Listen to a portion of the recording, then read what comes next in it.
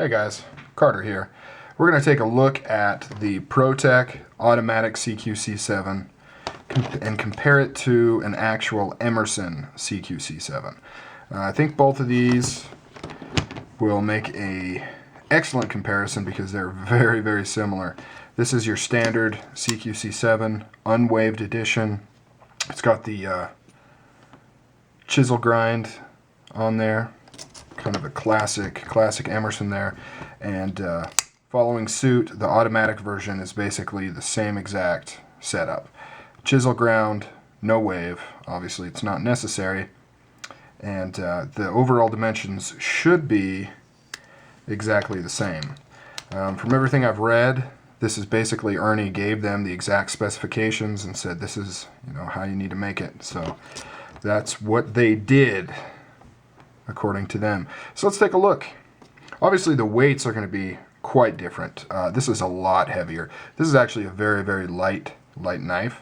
That is one of the benefits of automatic knives, is they tend to be quite lightweight. And the reason for that, kind of going on a tangent here, is they tend to have an aluminum body construction, which adds to their lack of weight, I guess you would say. They also are very, very stout and strong for the same reason, because they have the T6 aluminum solid construction there.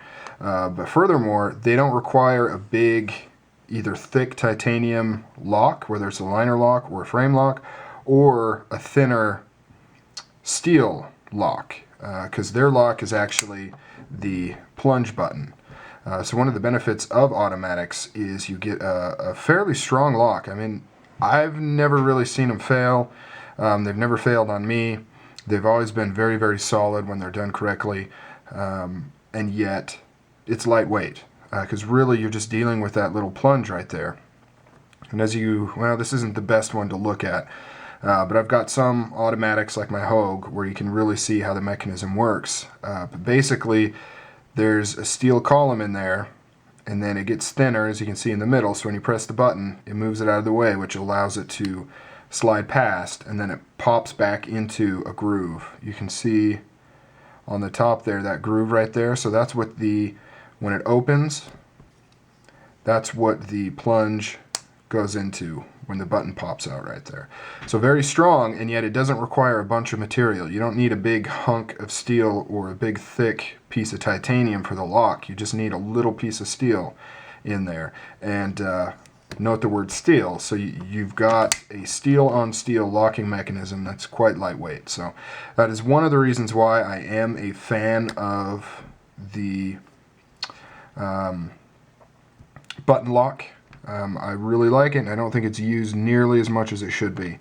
Whereas this one has, of course, the liner lock there, as you can see, with a steel liner on this side. It actually has a titanium liner on this side, so it definitely adds to the weight. So let's take a look at overall shape. You can definitely see the similarities there. The main differences, see on the back, it's really quite the same. But on this side, you can see the main difference is the lack of the thumb ramp here to access the thumb disc, which of course is not necessary on here. I did find it kind of odd that they didn't go ahead and include it in this knife just to keep the visual appearance the same, but they didn't. They just kept the same profile as the back. As far as ergonomics go, I actually prefer the original because that thumb ramp not only adds as a way to get to the thumb disc, but it adds a little bit of comfort right here on your finger. It allows it to it's a finger groove basically. You don't have that here. It's not uncomfortable, but side by side, this one feels better just because of that thumb groove right here. Pivot, of course, is completely different. This is a Protech pivot, standard Torx pivot, whereas this has the flat head that Emerson is known for. As far as diameter, without taking it apart, I can't really look at the interior diameter. They both look, safe to assume that they're probably fairly stout. Let's take a look at the blades. Well, first off, obviously overall construction is going to be different. This one contains a G10 overlay, so you have these screws that connect the overlay or the inlay to the frame, and then underneath here is where you actually have the screws that hold together the frame, more in line with like an Emerson Custom, whereas this just has screws that go through the back. This also has a separate backspacer, whereas this is an integral backspacer, and you can see that they're not actually the same at all. This one comes up quite a bit farther than this one. Pocket clip, before we get to the blade, well, first of all, let's look at the lanyard hole. Looks to be about the same size, same position, so that's about the same. Pocket clip, similar style, but you can see how they're different. They're about the same length. This one's a little bit longer, a little bit slimmer, whereas the Emerson's actually a little bit wider. This is your standard Protech pocket clip, which is an Emerson style pocket clip, but it is different than an actual Emerson pocket clip. Now when we get to the blade, you can actually see there's quite a bit of difference here. This primary bevel here goes up higher than on the real Emerson. You've got a sharpening choil on the real Emerson. You do not have that here. You can see how it just has just straight goes right into the secondary bevel right there. There is no sharpening choil. This obviously has a thumb disc. This does not. It is not necessary. The overall grind dimensions is very similar. You can see how this swedge is a little bit wider than the Protech, but you know, fairly similar. The ramp on this one starts back further, just because of how it's constructed. This one doesn't start till here, so you can see how much longer that is. This one comes up quite a bit farther than the... Am I saying real Emerson? I don't mean to say real Emerson. I mean, because this isn't a fake. It's a collaboration between Protech and Emerson. It's not... I just realized I've been saying real Emerson.